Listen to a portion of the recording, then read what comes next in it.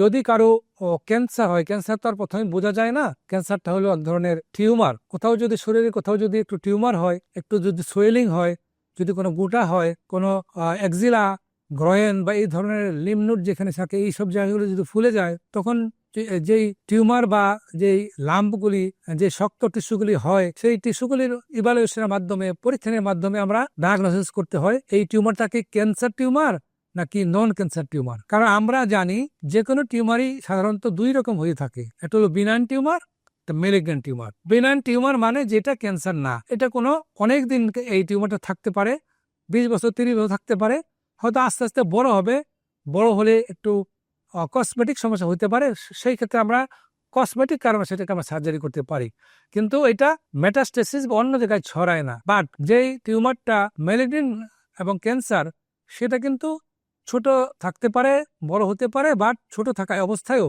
ওটা অন্য জায়গায় ছড়িয়ে যেতে পারে। তো সেইটাই আমাদেরকে, যে টিউমারটাকে আমাকে বুঝতে হবে, আমাদের ক্লিনিক্যালি বুঝতে হবে, তারপরে এক্সামিনেশন করে বুঝতে হবে, পরীক্ষার মধ্যে বুঝতে হবে, এবং বিভিন্ন পরীক্ষার মাধ্যমে কনফার্ম করতে হবে এটা আদৌ ক্যান্সার কিনা। যদি ক্যান্সার হয়ে থাকে, কি ধরনের ক্যান্সার, এটা কি সফট টিস্যু ক্যান্সার, এটা কি সলিড টিস্যু ক্যান্সার, এটা কি ব্লাড টিস্যু ক্যান্সার, কোন ধরনের টিস্যু ক্যান্সার, এই ক্যান্সারগুলো আমাদেরকে নির্ণয় করতে হবে। বিকজ এক একটার চিকিৎসা এবং চিকিৎসা নির্ণয় পদ্ধতি এক এক রকম। যেমন আমরা সাধারণত জানি যে বিভিন্ন রকম টিস্যু বডিতে থাকে, যেমন ইপিথেলিয়াল সেল থাকে, তারপর কানেক্টিভ টিস্যু থাকে, মাস্কুলার টিস্যু থাকে। এই এক এক ধরনের টিস্যু থেকে এক এক ধরনের ক্যান্সার হয়ে থাকে। ইপিথেলিয়াল টিস্যুকে থেকে যেই ধরনের ক্যান্সারগুলো আসে, এইগুলো সাধারণত বলে এডিনোকার্সিনোমা বা স্কোমাস সেল কার্সিনোমা। আর যদি কানেক্টিভ টিস্যু থেকে আসে, সেগুলিকে বলে সার্কোমা। আর মাস্কুলার টিস্যু যদি আসে, সেখানে এটাকে সার্কোমা, এক ধরনের সার্কোমাই বলে। এটা হয়তো বা লিউময় সার্কোমা অথবা র্যাবডোময় সার্কোমা, বিভিন্ন রকম সার্কোমা হতে পারে। সুতরাং আমাদেরকে বুঝতে হবে এটা কোন ধরনের ক্যান্সার, কোন টিস্যু থেকে আসে। এই tissue of origin is very important. কারণ যদি সার্কোমা সাধারণত খুবই অ্যাগ্রেসিভ টিউমার হয়, এবং সার্কোমা রেসপন্ড খুব ভালো করে না বিভিন্ন ট্রিটমেন্টের প্রতি।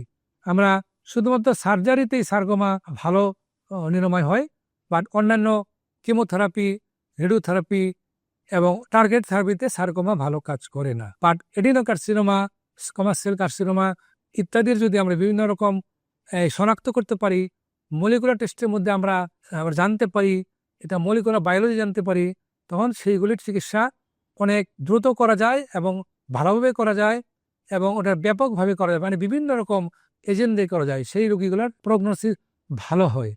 আর হেমাটোলজিক্যাল ক্যান্সার আমরা জানি যে এটা এক ধরনের ক্যান্সার যেটা ব্লাড টিস্যু থেকে হয়ে থাকে। আর ব্লাড টিস্যু থেকে ক্যান্সার যেটা হয়, সেইগুলি সাধারণত হেমাটোলজিস্ট বা হেমাটো অঙ্কোলজিস্টরা ট্রিটমেন্ট করে থাকেন।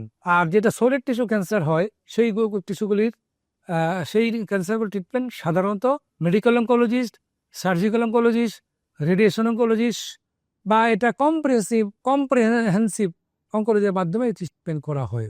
আমি একটু উদাহরণস্বরূপ বলতে চাই, যদি ব্লাড ক্যান্সার হয়, তাহলে আমরা যেমন ব্লাড ক্যান্সার বেশিরভাগ যেটা হয়ে থাকে বিভিন্ন রকম লিউকেমিয়া, লিম্ফোমা এবং মাল্টিপল মাইলোমা ইত্যাদি। লিউকেমিয়া, লিম্ফোমা এবং মাল্টিপল মাইলোমা এই রোগগুলির চিকিৎসা সাধারণত হেমাটো অঙ্কোলজিস্টই করেন। তবে কোনো কোনো সেন্টারে, কোনো কোনো জায়গায় লিম্ফোমাকে অনেক সময় সলিড টিস্যুর মতো বিধায় অন্য ক্যান্সার, বিশেষ করে মেডিকেল অঙ্কোলজিস্টরাও করে থাকে। বাট আমাদের দেশে হেমাটো অঙ্কোলজিস্টটাই করার কথা, বাট সে পর্যাপ্ত ক্লিনিক্যাল হেমাটোলজিস্ট নাই বিধায় রোগীরা অনেক অবহেলার শিকার হয় এবং দেরিতে ওদের চিকিৎসা হয় এবং সঠিক চিকিৎসা হয় না। আমরা জানি সলিড টিস্যু ক্যান্সারের ট্রিটমেন্ট একরকম এবং ব্লাড টিস্যু ক্যান্সারের ট্রিটমেন্ট একরকম। সাধারণত সলিড টিস্যু টিউমারের বা সলিড টিস্যু ক্যান্সারের ট্রিটমেন্টের মডালিটিস হলো সার্জারি, রেডিওথেরাপি, কেমোথেরাপি এবং পরবর্তীতে প্যালিয়েটিভ ট্রিটমেন্ট। কিন্তু যদি ব্লাড ক্যান্সার ট্রিটমেন্ট হয়, সেখানে সাধারণত chemotherapy is a main treatment, mainstay. এবার পরবর্তীতে যখন রিল্যাপস করে, তখন bone marrow transplantation is the final treatment. যেমন মাল্টিপল মাইলোমাতে বোন ম্যারো ট্রান্সপ্লান্ট করা যায়, লিউকেমিয়া, অ্যাকিউট লিউকেমিয়া যদি রিল্যাপস করে, তখন বোন ম্যারো ট্রান্সপ্লান্টেশন করা যায়। অ্যান্ড লিম্ফোমা যদি রিল্যাপস হয় বা ওষুধের মধ্যে রেসপন্ড করে নাই, তখন বোন ম্যারো ট্রান্সপ্লান্টেশন করা যায়। বাট সলিড টিস্যু ক্যান্সার সাধারণত বোন ম্যানেজমেন্টের জন্য করা হয় না।